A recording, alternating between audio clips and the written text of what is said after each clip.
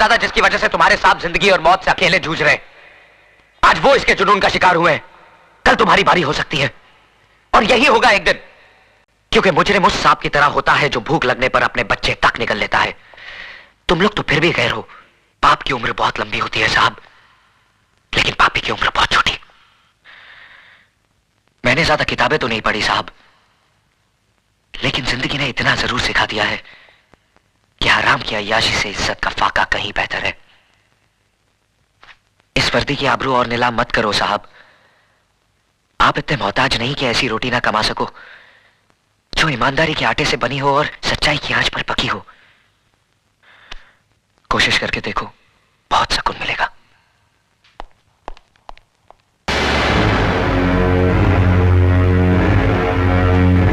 कहां गायब हो गए थे तुम? पहली बार तुमने सुपारी लेकर अपना काम पूरा नहीं किया। मैंने अपना काम पूरा कर दिया। झूठ बोलते हो तुम। झूठ तुम बोलते हो। सत्य प्रकाश का खून करवाते वक्त तुमने कहा था कि उसके आगे पीछे कोई नहीं है। कहा था ना? मगर वो बूढ़ा चौकीदार जिसका तुम खून करवाना चाहते थे, वो उसका बाप है, और वो उसी दिन मर गया था जिस दिन मैंने उसके बेटे सत्य प्रकाश को खत्म कर दिया। ना सिर्फ उसका बाप, उसकी मां, बीवी, बहन, बच्चे सब खत्म हो चुके थे। जाओ जाकर देखो, जिंदा लाशों की तरह घूम रहे, शमशान हो गया उनका घर। हीरा सेठ, तुमने एक चाकू से 6 खून करवाए मुझसे, 6 जिंदगानियां खत्म करवा दी। शिवा, आज तुम बहुत जज्बाती हो रहे हो, और एक पेशेवर मुजरिम के लिए मोड़ बहुत खतरनाक साबित हो सकता है। ये मोड़ मेरे लिए खतरनाक साबित हो चुका है। मेरे बाकी के रुपए दे दे, वरना ये मोड़ मुझसे ज्यादा तेरे लिए खतरनाक साबित होगा। बाकी के रुपए? हाँ, बाकी के रुपए।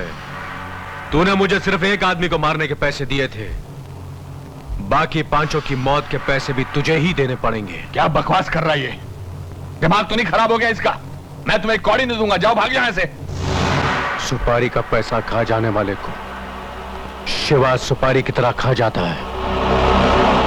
एक और खून करना पड़ेगा मुझे। तेरे इस विलायती पिस्तौल से ज्यादा दम है इस हिंदुस्तानी चाकू में। बोल अपने चमचे से जाकर 2 लाख रुपए ले आए, वरना 2 लाख रुपए लेकर आओ जल्दी। रुक जाओ, ये पिस्तौल मुझे दो। शिवा, हमसे दुश्मनी बहुत महंगी पड़ेगी, इतना याद रखना। सस्ती पड़ेगी हीरा सेठ, वरना तुम्हारे साथ दोस्ती रख के और न मालूम कितने बेगुनाहों का खून बहाना पड़ेगा, और ये नीच काम मैं पहले ही छोड़ चुका हूं।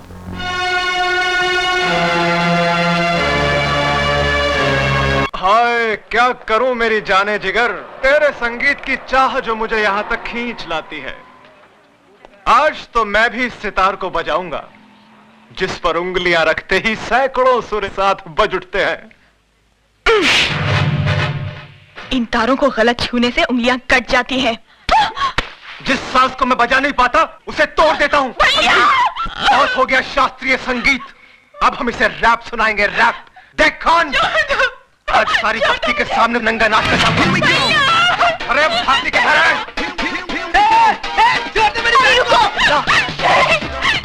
आप आ जाकर गुंडे मवालियों के मुंह लगेंगे क्या? देखती नहीं? अरे वो सुधा के साथ समझे सिगरेट छोड़ मुझे।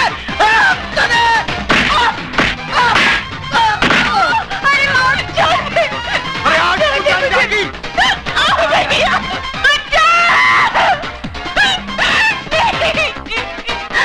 Oh God! Hey man! Hey! क्या करता है तू?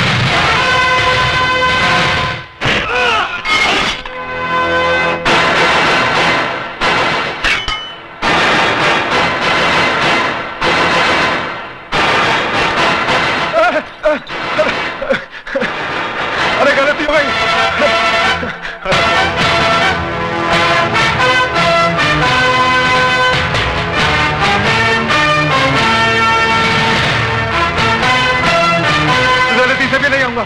नहीं, हाथ जोड़ता हूं तेरे, हाथ जोड़ता हूं तेरे। इन्हीं हाथों से छुआ था ना तूने उसे। आइंदा नहीं छूऊंगा, अभी नहीं छूऊंगा। शरीफ लोगों के साथ गुंडागर्दी करता है। Arrest him.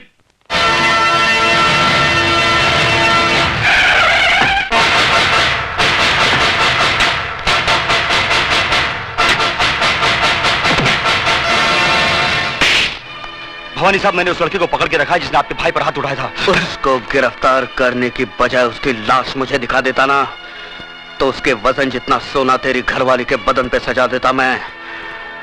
कहाँ है वो? लॉकअप में। Lockup call.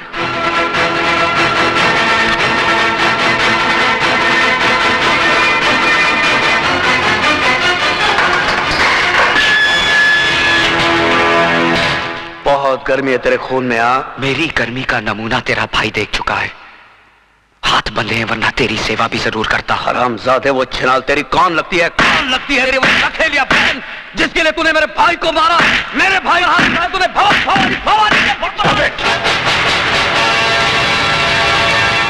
ये पुलिस स्टेशन है भवानी सिंह, तेरी रखेल का घर नहीं, जहां तू मनमानी कर सके। तू नहीं जानता है सीपी, इसने मेरे भाई पर हाथ उठाया है, भवानी के भाई पर।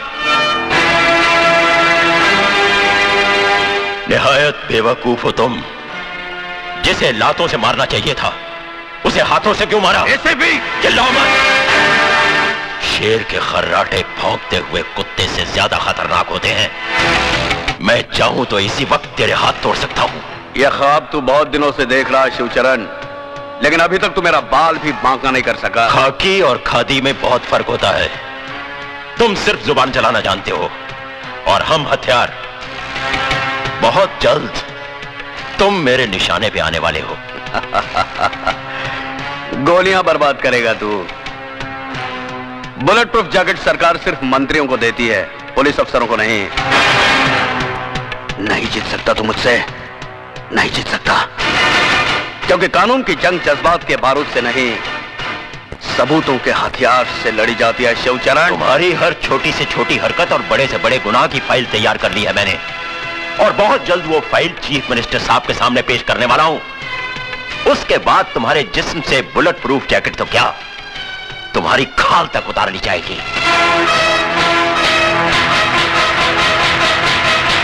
जिस दरख्त की जड़ में सांप का बिल हो, परिंदे उसकी शाखों पर घोंसला नहीं बनाते सीपी।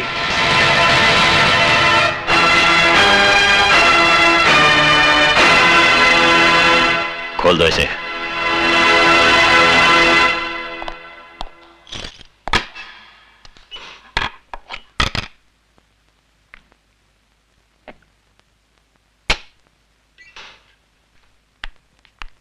सर नमस्ते। सर नमस्ते, कहिए। हम अजय की जमानत के लिए आए हैं।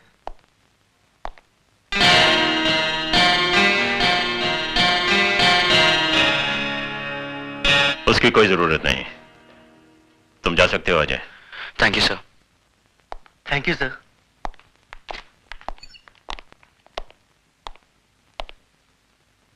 शर्म आनी चाहिए तुम्हें।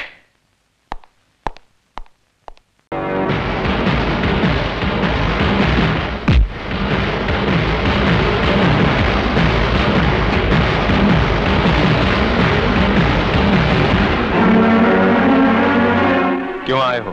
सेठ जी को यह बताने कि तुम कितने धोखेबाज और नमक हराम हो।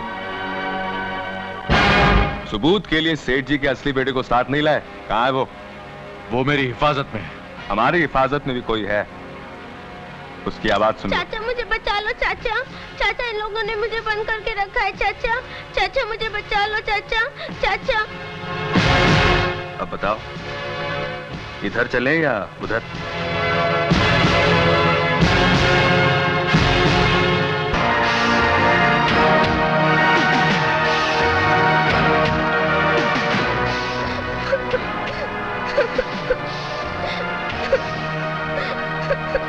मुन्नी, मुन्नी!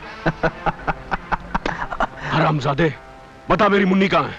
बता! नहीं शिवा नहीं, अभी तो तुम सिर्फ अपनी मुन्नी का रोना सुन रहे हो।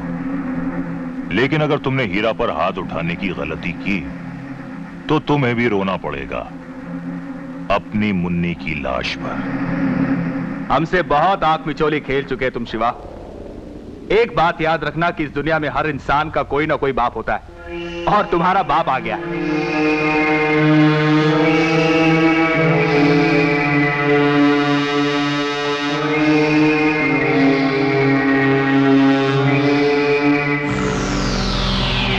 क्या बात है शिवा, हमें देखकर पसीना क्यों छलक आया तुम्हारे माथे पर? अचानक तुम्हारे चेहरे का ये रंग क्यों उड़ गया? इसलिए कि मैंने सपने में भी नहीं सोचा था कि कभी जिंदगी में चेहरा मेरे सामने होगा। इसका मतलब यह है कि औरों की तरह तुमने भी हमारी मौत की झूठी खबर सुन रखी थी। अब क्या करें शिवा, हमें मरने की आदत नहीं है, सिर्फ जान लेने का शौक है। इसीलिए आज तुम्हें यहां बुलाया है। सुना है कि तुम एक पेशावर कातिल हो, पैसा लेकर लोगों का खून बहाते हो। खून बहाने का यह घिनौना खेल खेलना मैं छोड़ चुका हूं। शिवा, जुर्म की दुनिया से ताल्लुक रखने वालों की कोई कमजोरी नहीं होनी चाहिए, जबकि तुम्हारी है एक मासूम बच्ची। हराम। अरे नहीं शिवा, नहीं, बेचारी मुन्नी को और तकलीफ पहुंचेगी। हारना या नाकाम होना मेरी फितरत में नहीं है शिवा। तुम्हें मेरा ये काम करना ही होगा। काम क्या करना होगा? किसी का खून करना है। तुम उसे अच्छी तरह जानते हो। बरसों पहले हमारे गद्दार साथी बादशाह की वजह से वो बच्चा बच गया था। अब वो जवान हो गया है। ये कहानी आज से कई बरस पहले शुरू होती है, जब मैं, हीरा और बादशाह हम तीनों ने एक साथ मिलकर जाएगी पुलिस स्टेशन मेरे खिलाफ। जाएगी। चल हमारे साथ। इस तरह उस बच्चे की खातिर मुझे अपनी बीवी का खून करना पड़ा और इल्जाम मैंने अपने बेटे पर लगा दिया। बहुत खूब बलवंत साहब, आज पहला आदमी देखा जिसकी कोई कमजोरी नहीं है। कमजोरी कमजोर लोगों में होती है शिवा, हम जैसे लोगों में नहीं। खैर, जो काम तुम्हें दिया गया है जितनी जल्दी कर सकते हो कराओ और अपनी मुन्नी को वापस ले जाओ। हमारे दो आदमी तुमसे दूर दूर मगर तुम्हारे साथ साथ रहेंगे। और हां शिवा, मुझे किसी भी किस्म की होशियारी या चालाकी से सख्त नफरत है। गलती से भी कोई ऐसी गलती मत करना जिससे तुम्हारी मुन्नी की जान पर बना है।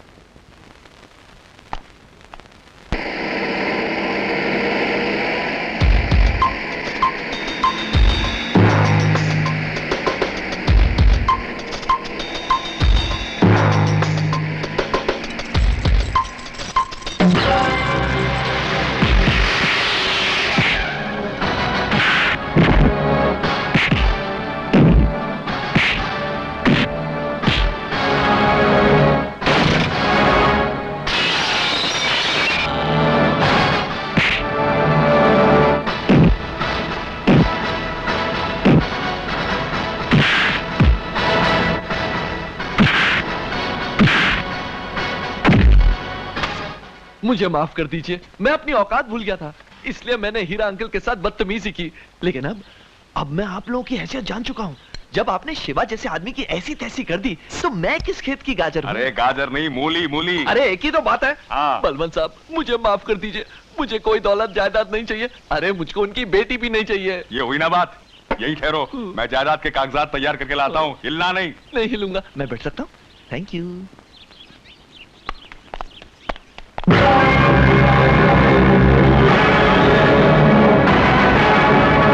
बलवंत साहब, मुन्नी को छोड़ दो, तुम्हारा प्यादा मेरे कब्जे में है। गुनाहों की शतरंज में ऐसे प्यादे या तो मारने के काम आते हैं या मरने के। लेकिन राजा को प्यादा ना तो शह दे सकता है और ना ही मात। अगर ये नेक काम तुम नहीं कर सकते तो हम कर देते हैं।